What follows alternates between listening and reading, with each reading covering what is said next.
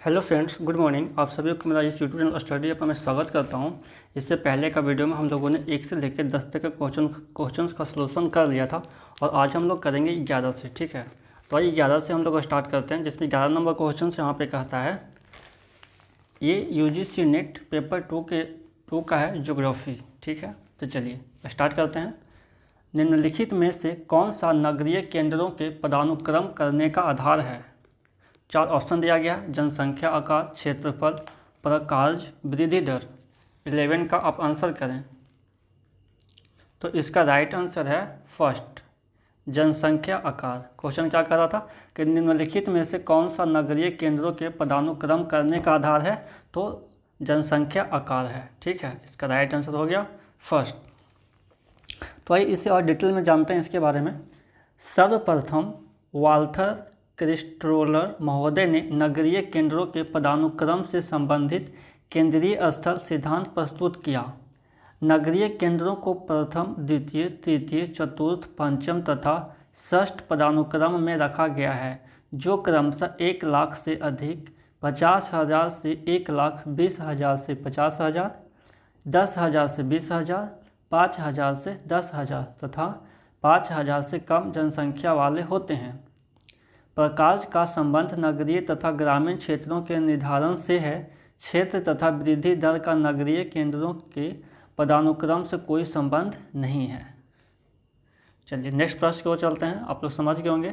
12 number प्रश्न यहाँ पर कहता है, निम्नलिखित में से किस क्षेत्र में लिमान सिंचाई पद्धति प्रचलित है? आप लोग समझ रहे होंगे लिमान सिंचाई पद्धति क्या होता है। तो समझ रहे हैं तो इसका आप आंसर करें। मध्य पूर्व, उत्तरी अफ्रीका, पश्चिम ऑस्ट्रेलिया, मध्य एशिया। 12 का आंसर करें। तो 12 का राइट आंसर होगा फर्स्ट, मध्य पूर्व, है ना। निम्नलिखित में से किस क्षेत्र में लिमान सिंचाई पद्धति प्रचलित है? तो मध्य पूर्व में लिमान सिंचाई पद्धति प्रचलित है। आइए इसके बारे में और डिटेल समझते हैं। पहाड़ों के ढालों के कगार पर लंबे बांध बना दिए जाते हैं। इन बांधों के नीचे भी 1 या 2 बांध बने रहते हैं। ऊपर वाले बांधों में नालियां लगी रहती है। उन नालियों से उतरा पानी नीचे समतल भूमि पर फैल जाता है, जिसे लिमान कहते हैं। यह सिंचाई मध्य एशिया में प्रचलित है, जैसे ईरान। समझ गए होंगे इस क्वेश्चन को। तो चलिए नेक्स्ट क्वेश्चन की तरफ आते हैं। 13 नंबर प्रश्न यहाँ पर कहता है, निम्नलिखित में से कौन सा पारिस्थितिक तंत्र का आधारभूत तत्व है? जैव भार, जैव विविधता, ऊर्जा प्रवाह, वनस्पति सघनता। 13 का आप आंसर करें, क्या होगा? तो 13 का यहाँ पे राइट आंसर है सेकेंड। ठीक है, जैव विविधता। तो किसी पारिस्थितिकी तंत्र में जैव विविधता जितनी अधिक होगी, वह पारिस्थितिक तंत्र उतना ही अधिक सुदृढ़ और मजबूत होगा, क्योंकि जैव विविधता से ऊर्जा प्रवाह, पोषण स्तर, खाद्य श्रृंखला सभी संपन्न होते हैं। जितनी ज़्यादा जैव विविधता होगी, सभी तत्वों में उतना ही अच्छा संतुलन होगा। अतः जैव विविधता पारिस्थितिक तंत्र का आधारभूत तत्व है। ठीक है, पारिस्थितिक तंत्र का आधारभूत तत्व कौन सा है? जैव विविधता। ये आधारभूत एक ही शब्द है, ठीक है, एक साथ में ही है। तो पारिस्थितिक तंत्र का आधारभूत तत्व कौन सा होगा? जैव विविधता। चलिए नेक्स्ट प्रश्न को आते हैं। 14 नंबर क्वेश्चंस को यहाँ पे नहीं लिए हैं, ठीक है, किसी कारणवश। 15 नंबर क्वेश्चंस में आते हैं। निम्नलिखित में से भूगोल के संप्रदाय का मत है कि भूगोल को मानव कल्याण के उद्देश्य का मार्ग प्रशस्त करना चाहिए। पारिस्थितिकी, अवस्थितिक, परंपरागत या क्रांतिकारी।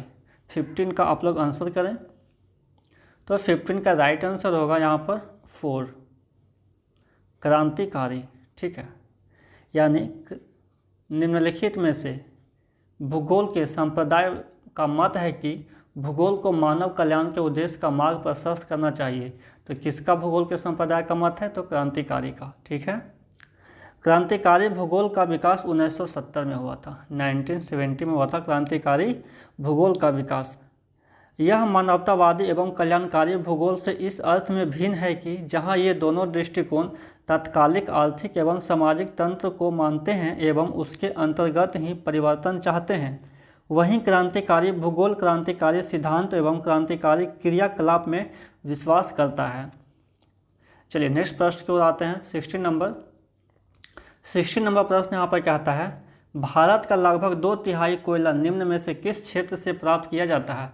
ब्रह्मपुत्र घाटी में, दामोदर घाटी से, महानदी घाटी से, गोदावरी घाटी से। जितने भी प्रश्न हम करवाएंगे आप उसका आंसर जरूर बताइएगा कि आपको जैसे 10-12 करवाएं तो 10-12 में से आपका कितना सही हुआ है, ठीक है, कमेंट करके जरूर बताइएगा।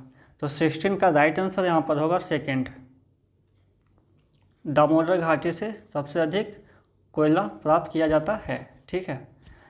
दामोदर घाटी कोयला क्षेत्र कोयले के संचित भंडार तथा उत्पादन की दृष्टि से भारत का सबसे बड़ा कोयला क्षेत्र है। दामोदर घाटी कोयला के लिए सबसे ज़्यादा प्राप्त किया जाता है यहीं से, ठीक है। झारखंड राज्य में धनबाद, बोकारो, हजारीबाग तथा पश्चिम बंगाल के वर्धमान, बाकुंडा एवं पुरुलिया जिले इसके अंतर्गत आते हैं। झरिया, बोकारो, चंद्रपुरा, गिरिडीह उत्तर तथा दक्षिण कर्णपुरा, रामगढ़ आदि प्रमुख खनन केंद्र हैं। कितने सारे स्थान थे। चलिए नेक्स्ट प्रश्न की ओर आते हैं 17 नंबर। और 17 नंबर प्रश्न यहाँ पे कहता है, निम्नांकित में से कौन मानव भूगोल में जेवरे डी वाई सिद्धांत के प्रवर्तक थे? जेवरे डी वाई सिद्धांत के प्रवर्तक कौन थे? जीन ब्रूम्स, ए डिमाजिया, कार्ल पावर, डी लाप्लास। 17 का आप आंसर करें। तो यहाँ पे मानव भूगोल जेवेडर डी वाइस के सिद्धांत के प्रवर्तक थे डी लाप्लास 4, ठीक है। इसका राइट आंसर होगा 4। जेनरे डी वाई अर्थात विशिष्ट जीवन पद्धति के सिद्धांत का प्रतिपादन ब्लॉस द्वारा किया गया। उनका यह मानना था कि प्रकृति कुछ सीमाएं एवं कुछ संभावनाएं प्रस्तुत करती है, मानव इनसे किस प्रकार सामंजस्य स्थापित करता है यह उसके जेनरे डी वाई पर निर्भर करता है, ठीक है। तो जेनरे डी वाई डी लाप्लास याद रखेंगे। चलिए नेक्स्ट प्रश्न को आता है 18 नंबर। और 18 नंबर प्रश्न यहाँ पर कहता है, कयाल निम्नलिखित में से कहाँ मिलते हैं? तराई मैदान, गंगा डेल्टा, दक्कन पठार या केरल। 18 का आप आंसर करें। तो कयाल मिलते हैं कहाँ? केरल। इसका राइट आंसर होगा 4। कयाल है वो कहाँ मिलते हैं? केरल में। देखिए क से, ठीक है। कयाल कहाँ मिलते हैं? केरल में। केरल के तटवर्ती भाग में स्थित लैगूनों को कयाल के नाम से भी जाना जाता है, ठीक है। जो लैगून होते हैं तटीय भाग में उसे ही तो कयाल कहते हैं। इनका निर्माण नदियों के मुहाने पर बालू के जमाव के कारण हुआ है। इनसे सैकड़ों किलोमीटर तक नौका गमन संभव है। वेम्बनाड, अष्टमुडी झीलें केरल में ही स्थित लैगून झीलें हैं जिनमें नौकायान प्रतियोगिता कराई जाती है। वेम्बनाड है ना, जिस नदी में नौकायान की प्रतियोगिता होता है उसका क्या नाम है? देखिए वेम्बनाड, ठीक है।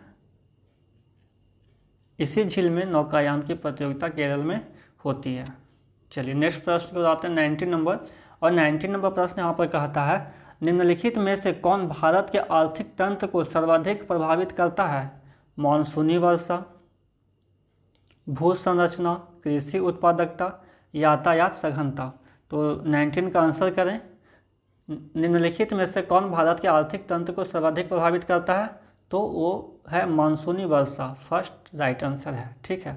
मानसूनी वर्षा का भारतीय अर्थव्यवस्था में महत्वपूर्ण योगदान है।